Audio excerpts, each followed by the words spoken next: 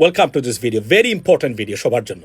মার্কিন যুক্তরাষ্ট্রে যারা বাংলাদেশে আছেন, মুসলিম আছেন, ইমিগ্রান্টস আছেন, তাদের জন্য, যারা সত্যিকার অর্থে আমেরিকানিজমে বিশ্বাস করেন, আমেরিকা ফার্স্টে বিশ্বাস করেন, তাদের জন্য, এবং সারা পৃথিবীর মানুষের জন্য, পার্টিকুলারলি বাংলাদেশিদের জন্য। অর্থাৎ আজকে 4th অগস্ট অলরেডি নির্বাচন চলছে আপনার মার্কিন যুক্তরাষ্ট্রের মিশিগান অঙ্গরাজ্যে। আজকের এই নির্বাচনটা মার্কিন যুক্তরাষ্ট্রের ইতিহাসে অন্যতম, সারা পৃথিবীর ইতিহাসের জন্য অন্যতম হতে যাচ্ছে। ওয়াই? বিকজ আজকে মার্কিন যুক্তরাষ্ট্রের মিশিগান স্টেটের একজন সেনেটর নির্বাচিত হবেন। এই সেনেটর নির্বাচিত হওয়ার প্রাথমিক যে দলীয় প্রার্থী কে হবেন সেটার জন্য আজকে প্রাইমারি। এই প্রাইমারিটা হতে যাচ্ছে।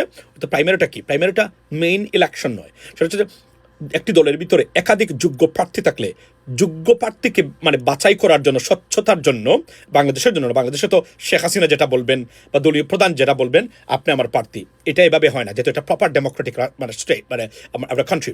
সেখানে মানুষ নির্ধারণ করবে তারা কাকে তাদের দলীয় প্রার্থী চান। আগামী 4th নভেম্বরে যে ইলেকশন হবে, সেই ইলেকশনে, এই বছরের নভেম্বরে, যেটাকে মিড টার্ম ইলেকশনের সময় যে সেনেট রেসটা হবে, not all of them up for grab, but some. So আজকের এই প্রাইমারি ঐতিহাসিক, কেননা এই প্রথম আমেরিকার ইতিহাসে একজন মুসলিম বংশ আর আরব বলতে পারে Egypt is not a middle eastern country but African country, but আমরা ধরে নিই আর কি এইভাবে। প্রথম মুসলিম অরিজিন একজন মানুষ যিনি সেনেটর হতে যাচ্ছেন হওয়ার জন্য দলীয় প্রার্থী উনি হতে যাচ্ছেন, তার সম্ভাবনা আছে কিনা, তো এটারই আলোচনা করবো। তো যদি এই ডক্টর আবদুল্লাহ সায়েদের উনি একজন ফিজিশিয়ান, ইজিপশিয়ান বংশোদ্ভূত, সিরিয়াস যোগ্য প্রার্থী। অন দ্য আদার হ্যান্ড তার নিকটতম প্রতিদ্বন্দ্বী যিনি, যার সাথে উনি প্রতিদ্বন্দ্বিতা করতেছেন এই প্রাইমারিতে, আপনার এই আজকের ইলেকশনে, তার নাম হচ্ছে হেইলি স্টিভেনসন, উনি একজন কংগ্রেসম্যান। তো দুজনের মধ্যে পার্থক্য হলো কি? দুজনের মধ্যে পার্থক্য হলো উনি ডক্টর আবদুল্লাহ সায়েদ উনি হচ্ছেন আপনার গুড ইসরায়েলি, ইসরায়েলি সরকার বিরোধী, নট জুইশ পিপল। আর স্টেলি ইভেনসন উনি হচ্ছেন এইপেক, বা যেটাকে এইপেক হচ্ছে American Israel public affairs committee, যারা লবি করে আমেরিকার মাটিতে ভেরি পাওয়ারফুল, যারা সরকারকে পর্যন্ত সিদ্ধান্ত নিতে বা অনেক ক্ষেত্রে যুদ্ধে যেতে পর্যন্ত তারা বাধ্য করতে পারে, সেই পাওয়ারফুল অর্গানাইজেশন এইপেকের প্রতিনিধি, যার জন্য $60 মিলিয়ন তারা খরচ করতেছেন এই ইলেকশনে।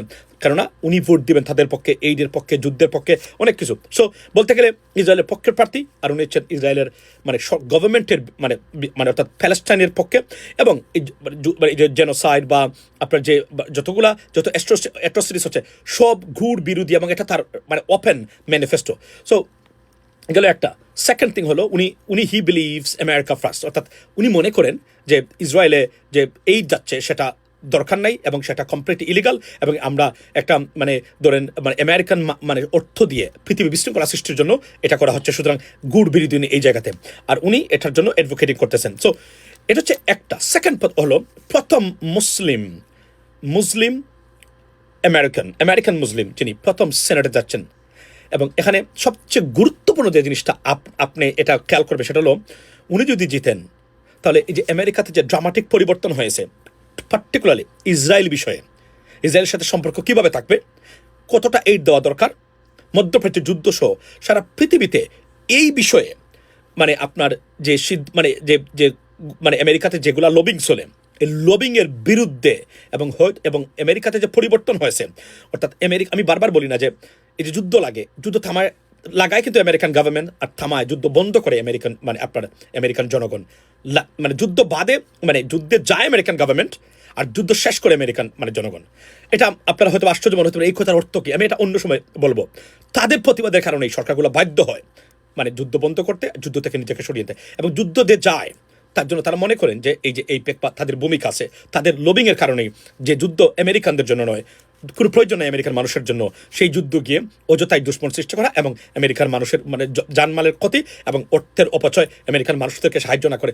সো এই যে ঐতিহাসিক পরিবর্তন হয়েছে আমেরিকাতে, আমেরিকান জনগণের মধ্যে, বিশেষ করে ইসরায়েলের বিষয়ে বা যুদ্ধের বিষয়ে, মধ্যপ্রাচ্য বিষয়ে, তার একটা চূড়ান্ত rectification, verification, valuation, approval, acceptance, সব কিছু দেখবেন আজকে। এবং এটা ঐতিহাসিক দিন, সারা আমেরিকার জন্য নয়, সারা পৃথিবীর মানুষের জন্য আজকের এই election so important, watch out for.